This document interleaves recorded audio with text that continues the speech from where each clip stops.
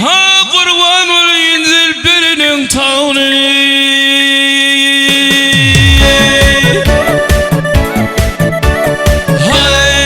Hay senin kurban teğdeğinin oğlu.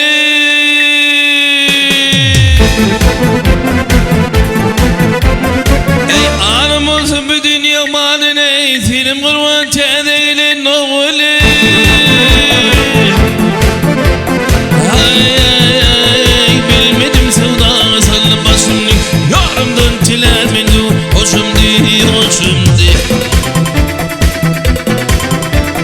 Uçurdum kolumdan çıkar uçurdu yuva uçurdu. Başım kurban teğdeğinin oğlu değil.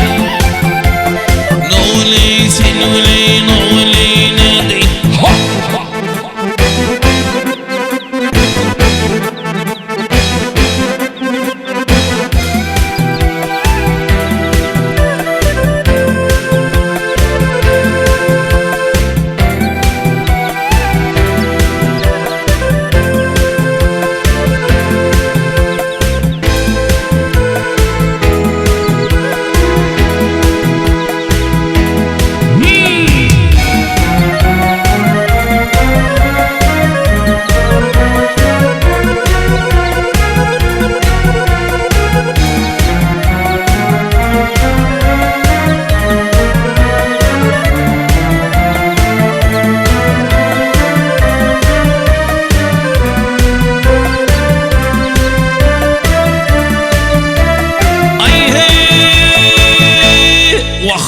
Ona pida bulsun bu şerif cani.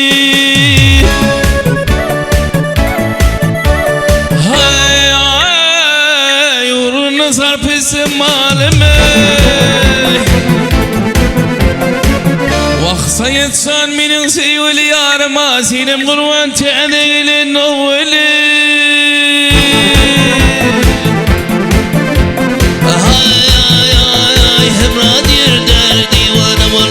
Aşkında gaminin sarılıp sallama gel sallım.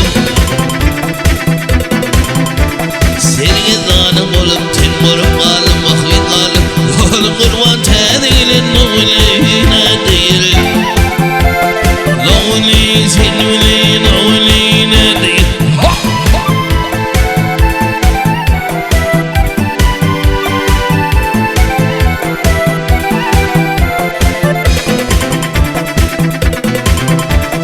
Uçurdum kolumdan şun kar uçuldu vah uçuldu. Canım kurban teğdeğinin